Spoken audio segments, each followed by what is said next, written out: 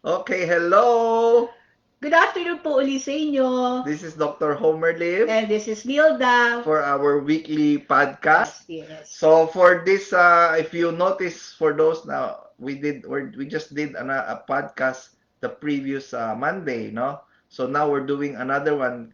Bumabawi po kami because nung last weeks of Dami December, nang absent. ang dami naming absent. Eh, nagre-request po ang ating mga viewers na nami-miss na raw nila yung ating weekly podcast. So, Yes po. bumabawi po kami, no? Mm-mm. Bumabawi. So, speaking of the previous podcast, so sa mga hindi nakapanood, so we were talking about food in moderation. Yes, doktor. Oh, kasi yung mga pasyente nung narinig nila yung podcast nung Monday, nung Tuesday, aba, dinagsa ako ng mga question. Nandun ko sa lechon. Oo, In sabi moderation. Doc, pwede ba na ako mag-lechon in moderation? Yes. Pwede ako mag-beef in moderation? Yes. Naku, ano ba yung kasi nga, when we were talking about the food in moderation, it was a parang joke. Tawag natin joke or jest. Hindi naman ibig sabihin talagang dapat kakain kayo ng beef or chicken or lechon na in moderation. Kasi may, ano ba yung iba kasi yung ibig sabihin or pagkaintindi or intindi at benchmark ng tao ng ibig sabihin, ano ba yung in moderation? 1 kilo. Oh, yun na nga yun.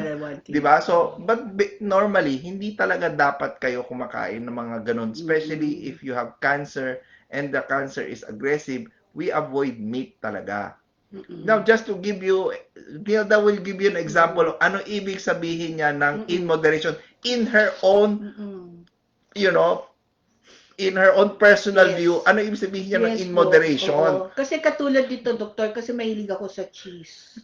Cheese-related na mga food, salad, yung mga ganyan. Pero paiba-iba naman, pero mga 2 kilos po to, Dok. So, Katerno po to sa'yo. Mga 1 week ko po to kakainin, pero iba-iba naman pong luto. So sa kanya yun, in moderation. In moderation. Now, is that in moderation to everyone? Sa akin Sa kanya, in fact, yung kanin niya in moderation is, ano ba yung in moderation mo ng kanin? Isang mangkok. Isang mangkok. Gano'ng kalaki yung mangkok? Isang ganun. Hindi mangkok tawag doon, di ba? Bandehado na tayo eh. Serving ko na siya. Serving bowl na siya. Yes. So everybody, so we just want to reiterate to everybody who nakinig, no? Hindi ibig sabihin ng moderation araw-araw. Hindi rin ibig sabihin nun 3 times a week or 3 times a day. Within the week lang. I mean, as much as tikim. Naku, Tikim. Dok, Ano yung tikim? Tikim, parang gusto mo pa kumuha ulit. Parang mahirap ang patikim. Kaso lang we, as much as possible, we really have to avoid yung mga tawag nating inflammatory foods because they are the ones that make katulad cancer. Ng cheese, doktor. Yeah, katulad ng cheese. Kasi cheese, doktor, di ba kunto? Milk. Oo nga, milk. So, galing sa milk. Di ba? Galing sa milk. So, cheese is, so of course, before, no, cheese would probably be made from in a parang natural or traditional way of making cheese, no? So example would be cheese from ito like this one. This is cow's milk, right? Milk. So you can also make cheese from goat, yes. sheep. Doktor. Yes, opo. May buffalo pa nga. Ang laki nun, doktor, mahirap gatasan. Sisipain ka no. Patay ka kagad mo. Patay ka. Meron pa kang camel's milk. So but this cheese we have to think na yung milk niya po prior to the 1970s, a cow would produce around 6 liters of milk a day. 6 liters. That's good enough for probably if you have pag nanganak kasi ang mga calf, mga baka usually 1 or 2. So 6 liters of milk probably would be good enough for, for 1 day. Now, because of the demand of milk, farmers or whoever started thinking, paano natin papadamihin? Kaya nga. Tayo ba, 'di ba, sa mga babae, 'di ba, pag buntis ang nanganak sila, wala silang milk. At 'di ba binibigyan natin sila ng malunggay. Oo, para dumami yung milk. Gumatas. Gumatas sila. So, ganun din yung mga farmers or Mm. the manufacturers, paano tayo dadami ang milk natin? And they found one way that was easy and cheap was using bovine growth hormone. Ay, bawal. Bovine. So, bovine meaning cow, growth hormone. So, iniinjekan nila. So, Mm. now, a cow that would have milk would be producing up to 32 liters a day. Mm. Okay lang if you're producing that. But remember, meron kang bovine growth hormone. Mm. And this growth hormone can stimulate your cancer from growing too. Mm. That is why milk per se from commercial sources na hindi naman yung hindi naman alam nyo na kayo nag-alaga ng baka, hindi nyo ininjekan, then that probably is okay. Pero yung mga commercially prepared, they are usually contains high amounts or some amounts of growth hormone, which is actually Bawal, doktor. bawal kasi it can increase the growth of Mm. cancer, which we will discuss later when we talk about hormones and cancer. Mm. And milk per se, the cheese and the milk has high amounts of casein, which is part of the milk protein. That is also very hard to digest. Mm. Just to imagine, a cow, alam niyo ba ilan stomach ang cow? Ilan, doktor? Di ba kumakain ka ng goto? Dapat alam mo. Ay, oo 4. nga. There are 4 stomachs in a Oo, cow. oo. Tayo, ilan stomach natin? 1. O, 1 lang. Kaya nga eh. nga. So that's hard protein. Pero yung sa akin, extra large. Oh, extra large. Oh, tama. Oh. Extra volume, extra large. Oh, oh. Oo, So, ayun. so that's why one of the reasons why we try to avoid cheese Yes po. and milk because of yung taint na taint na siya. Mm-mm. Now, some people would say, Doc, hindi ako mabubuhay ng walang cheese. Saka yung, Kagaya ng ito, dahil ito naman naman yung cheese niya, di ba? Katerno nga ni Doc eh. Katerno ko pa yung kulay. Kala ko papayag na siya eh.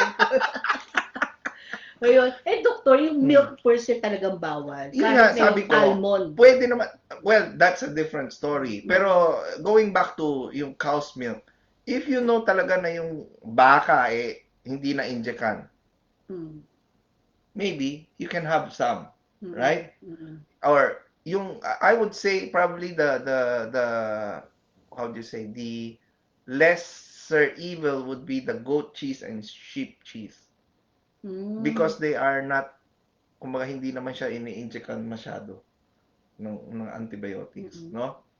But of course, there are still commercial grade sheep's milk tsaka cheese na talagang binibigyan pa rin ng mga gamot just to produce also milk. But in general, especially those yung sa Europe, they don't really use mga chemicals kasi they want to keep the cheese with a certain taste, no? So they're very particular, no?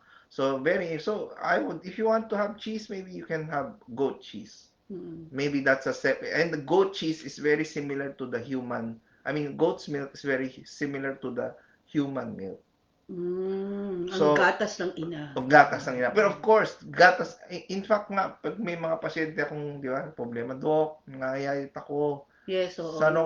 Paano na ako Usually, tataba, di ba? nga nila. O sasabihin ko, baka may may kamag-anak ka na nagpapas-dede ng baby. Bagong panganak. Oo, kahit hindi na bagong panganak, kailangan mo lang naman 1 ounce, 30 ml.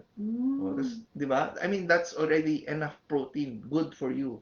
No? So, and this is a complete protein kasi it's human milk, you know. Of course, it doesn't taste as nice as cow's milk, but at least it's, you know, it's from human source. So, yung amount, yung fraction ng amino acid is talagang sapat para sa tao, no? So, going back to yung amount, bakit kasi bawal ang meat? Kasi yun ang Doc, bawal ang meat. Pag sinabi ko, bawal ang baboy, baka, manok.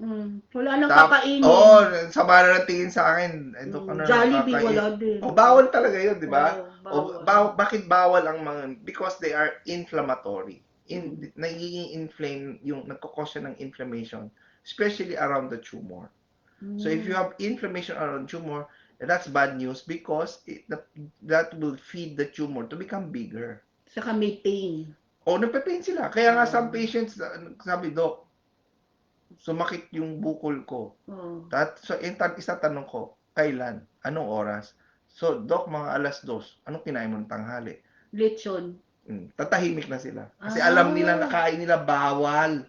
Ay, kaya. Kaya, oo. So, kaya nga sabi ko yung in moderation, it was not because, it was just parang we were being a bit sarcastic. So, minsan sarcasm becomes reality, no? But, so as much as possible, avoid meat. But if you want, you can have fish. Even fish, actually, inflammatory din yan. Pero, I mean, it's not as much as yung beef or pork because they're more easily digestible.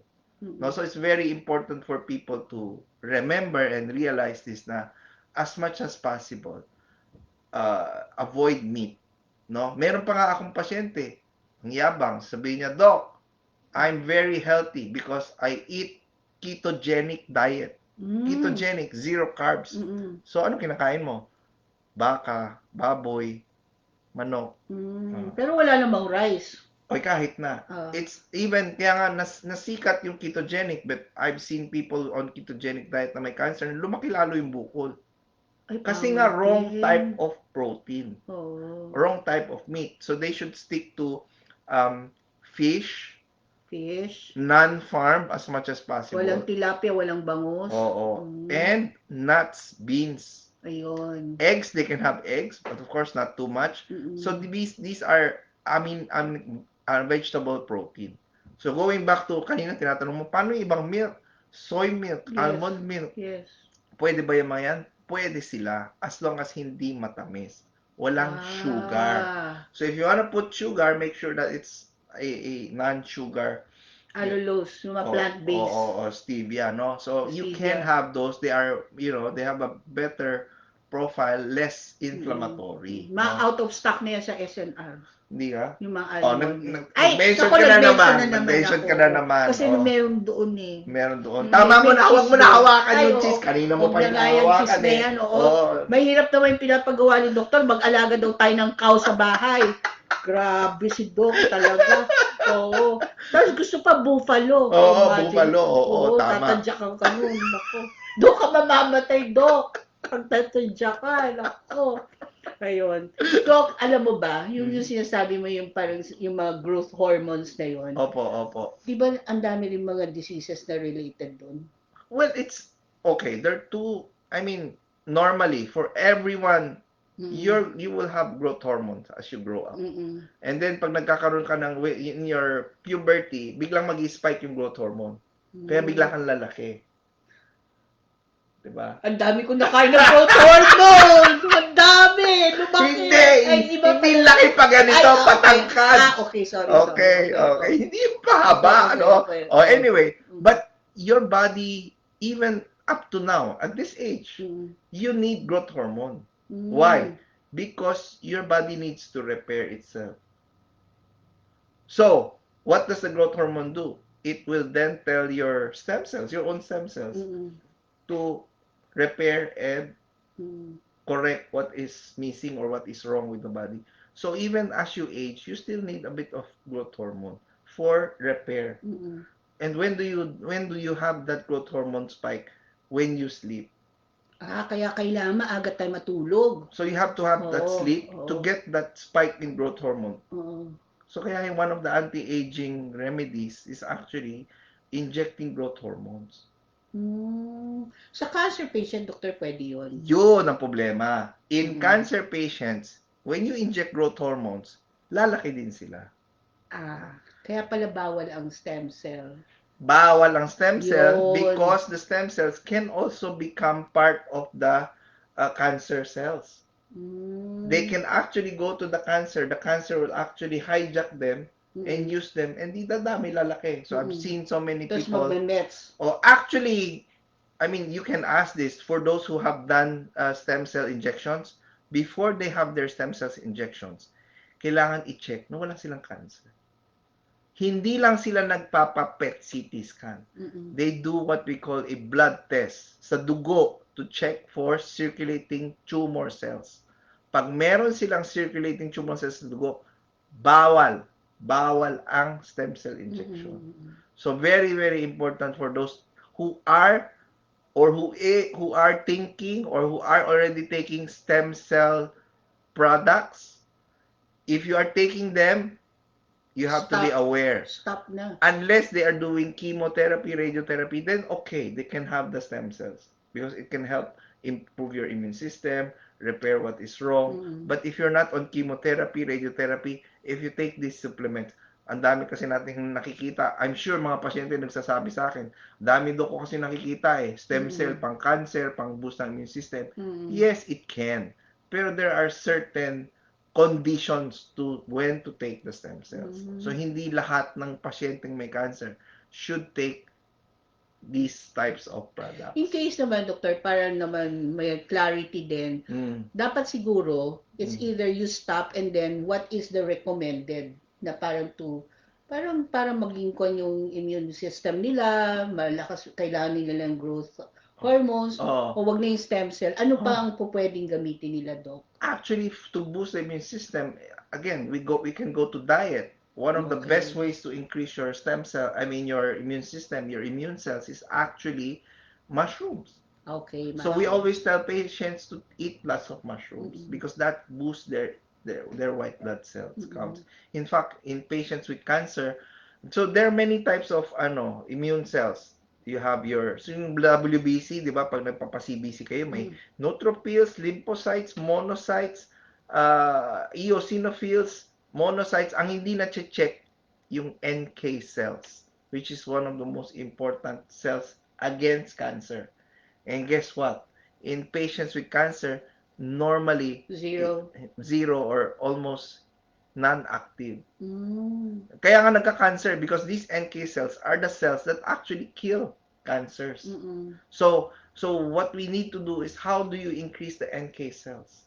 In fact, yung mga mayayaman, no, they would even inject NK cells as a treatment against cancer or to prevent cancer or as an anti-aging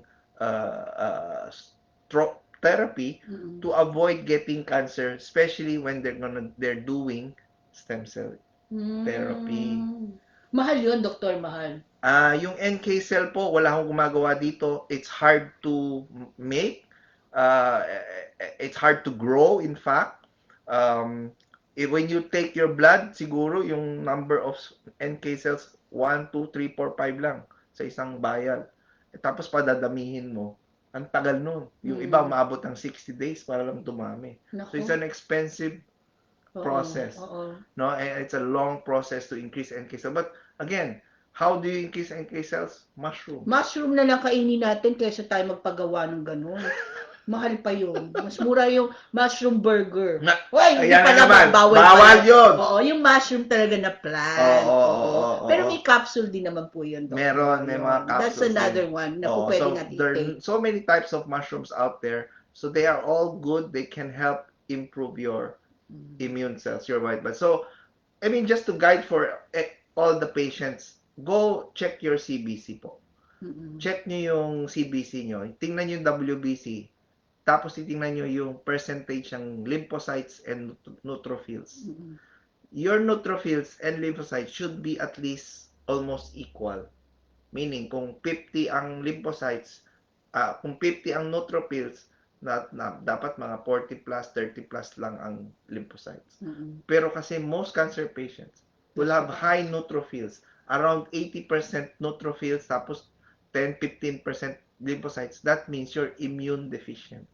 You cannot fight cancer. You can fight infections, but because of the low lymphocytes, you will not be able to fight your cancer. So that's one thing that you can look into to check how is your immune system. So simple test that you can see and you can already assess. And from that, I can already assess your immune profile. If your immune system is really up to it na nakakalaban siya sa cancer, no? So anyway, pero Doktor, nung nasabi mo yon na i-review namin, tama-tama January ngayon, di ba, Doktor? Tama. Ang dami dapat na magpa-blood care, di ba? Masaya na naman yung yung mga lab. Masaya lab kasi January kakatapos lang ng Christmas, New Year, so gusto mo mag-blood test, di ba? So, kaya i-check nyo na po. Tapos, kapag kailangan nyo mag-consult kay doktor, tawagan nyo po ako.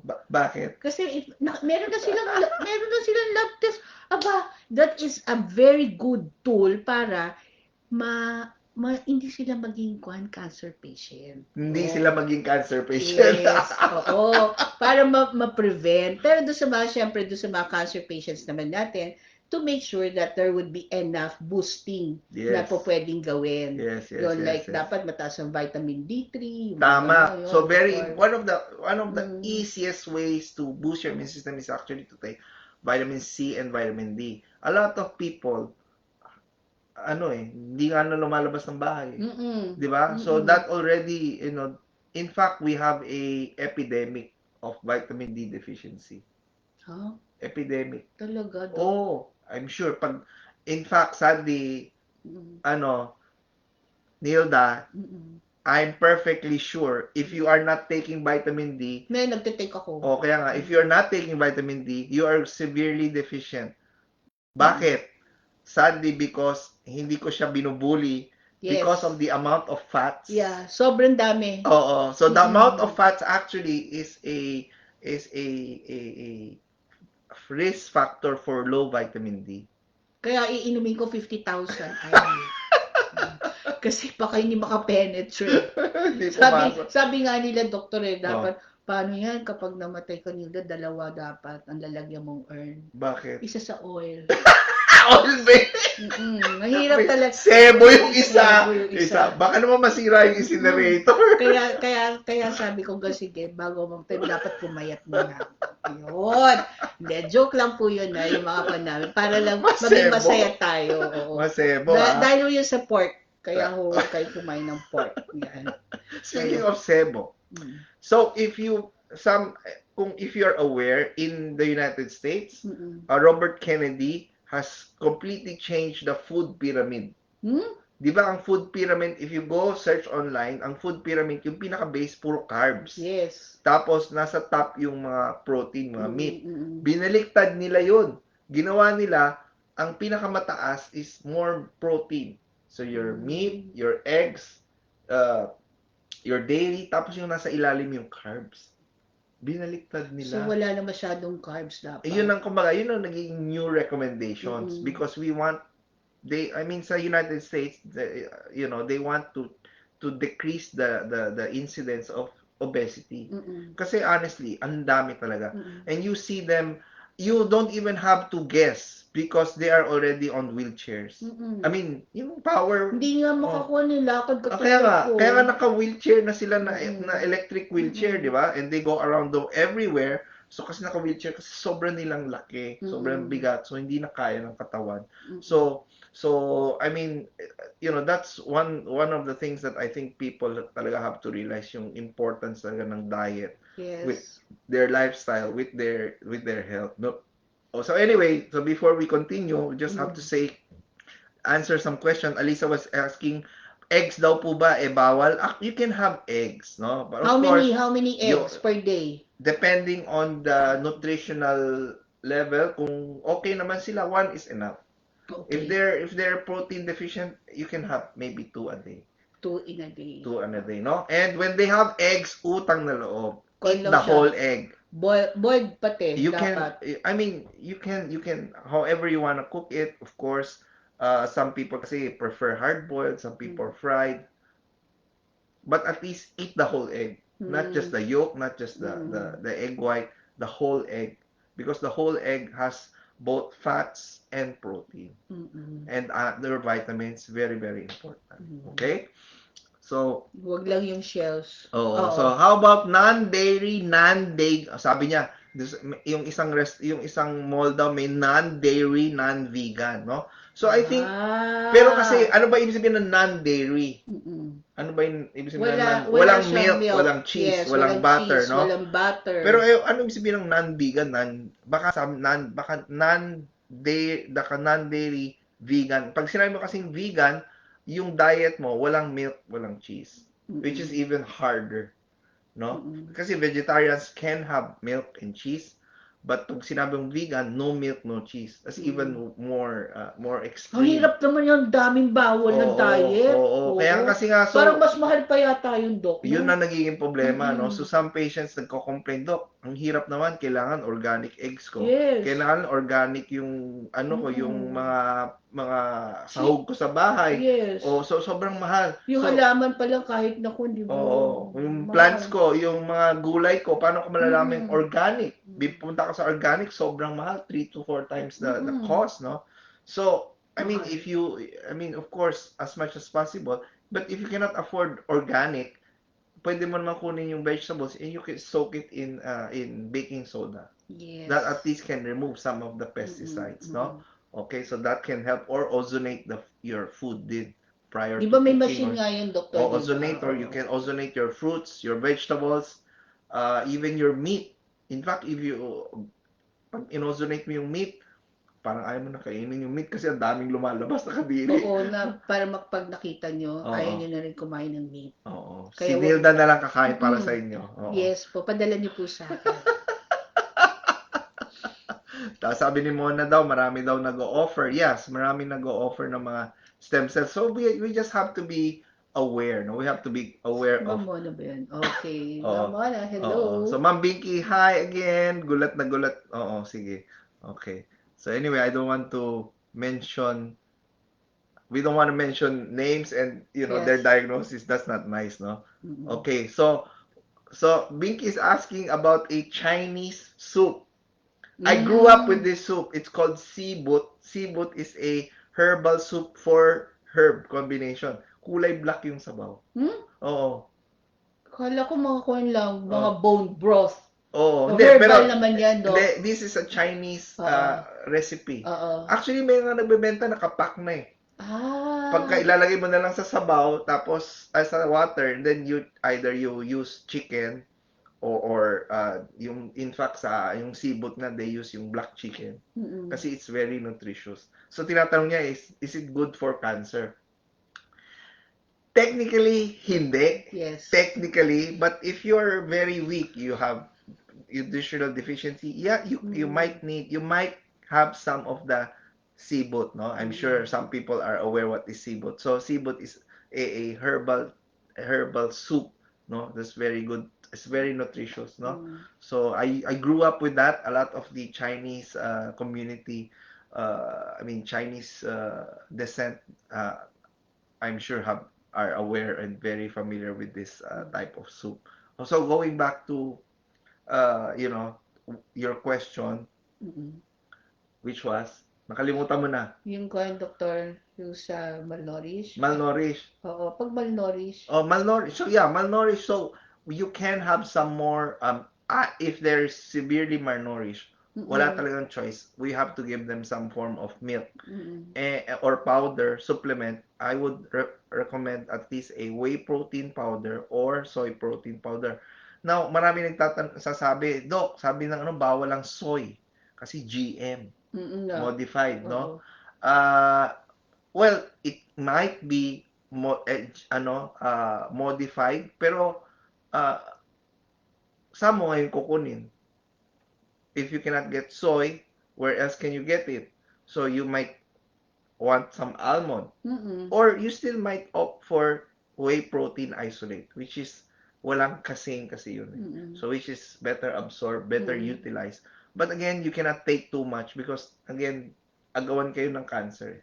So it's very important to have that I-feed niya rin balance yung kuwan. kung you're taking too much. Kasi habol lang yan, lalo na pag ka na, pag you're really sobrang payat na, tawag natin kakik siya, you really need protein, pero nag-aagawan kayo. Oo. So you have to find ways how to block. And that is where your repurposed drugs comes in. Mm-mm. 'Di ba? Your metformin, Yes, oo, metformin. they block mebendazole, they also block your sugar, your statins, or for those who don't want statins, you can opt for niacin or citrus bergamot. So these are things that can help, starve the cancer without starving the patient. Of course, if you're already cachectic, yung sobrang payat Payat na na. because of the cancer, you need to take lots of omega-3 fish oil. Again, it could be fish oil, it could be krill oil, but you make sure na it's maganda, malinis. How do you know? You smell. If it's malansa, Huwag na. sira na. Mm-mm. Kasi nga, galing sa Amerika or sa Europe, Mm-mm. malamig. Mm-mm. Galing mo dito, mainit, sira na, rancid na. Mabilis masira ang Oo. omega. So you have to, so there are brands that really excellent when it comes to omega-3, no? So I think you should be aware of this also, no? Omega-3, so it could be from, meron pa nga yung shark liver oil eh.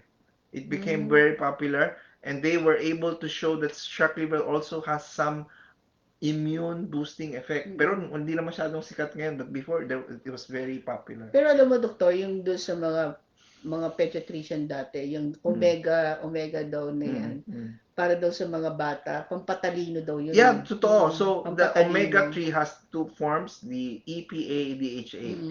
For the brain, it's Yes. DHA. Yes. So. It's very good. In fact, if you have kids who have parang ADHD or sobrang hyper impulsive, makulit, malikot, Yes. DHA calms their Yes, brain, oo. but without affecting their mental state. Sobrang kasi may nagpapasalamat. Yung one time na nandun ako sa isang patient noon, Oo. valedictorian Wow. ang bata. Oo. Kaya nga, parang gusto ko nga sabihin na grabe din pala ang yung Hindi omega DHA. Hindi yun, di ba, dati may isang commercial na isang margarine, pampatalino, tsaka Oo. pampatangkad, hindi Hindi, yun. pinatake nung doctor Oo. kasi nga daw Oo. may ADHD. Oh, Saka I yung focus see. niya, Mahina. mahina.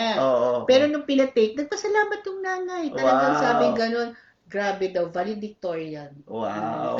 Kaya proud na proud din naman. Okay. So yun, pwede din sa mga matatanda. Oh, especially Oo. akala lang natin pangbata ang Oo. omega-3, no? Actually, omega-3 is very important kasi your cells is composed of lipid membrane. Lipid meaning fats. If you Ay, madami ako nun, Dok. kaso lang ibang fats yung Bakit nandyan ako eh. matalino? Ibang Dapat fats. valedictorian din ako. Ibang fats yun. So, yung cells natin, may fat membrane, Okay. no? So, as we age, nasisira siya. Nagiging rancid din. Kaya. So, how do Siguro you nasira na lahat. So, how do you repair that? You give omega-3. It helps to repair. Iinom na nga ako ng omega-3. Resetahan mo na ako, Dok. Meron ba tayo nun? Wala pa. Wala pa. Okay. Magkakaroon na rin po. Di maghuhuli muna kami ng isda. Yes! Oo. Okay, para hindi malansa. Kasi dito po talagang maganda. Quality po ang gawain namin dito sa LifeSense. Mention na naman. Nag-mention na naman po ako. Ayun. Okay. But may question pa ako, Doktor. Kasi nanggaling tayo nung last Monday, di ba? Yung sabi natin, kapag ka 5 years wala kang cancer, di ba? Hindi ibig sabihin cancer-free ka na. Yes, Oo. yes. Marami po na mga nagre-react doon. Kasi ano sabi nila? gusto nila uminom kagad ng Gamot. ng ivermectin plus mebendazole. Oo. So sabi ko, sige, magpapareseta po ako kay Doc. Tatanungin ko. Yung syempre, kinukuha ko yung history. So, doktor, okay lang ba sila mag-take? As a prevention, yeah, they As can. a prevention. They can, oo. Pero of course, it depends on their stage. And let's say they're cancer-free for the last 5 years. We won't recommend them to take it every day, right? Okay. Pero okay to take. Yeah, you can. Yes, No yun. problem, no? Oo. In fact nga, di mo sabi ko nga, yung ibang tao, ginawang vitamins, ivermectin, wala naman sakit, ginagawang vitamins, araw-araw tinitake. Kasi naman, nakakatakot din naman, doktor, yung mga sinasabi nilang super flu. Super flu. Oo. Sabi yung ganun, meron na naman daw next pandemic.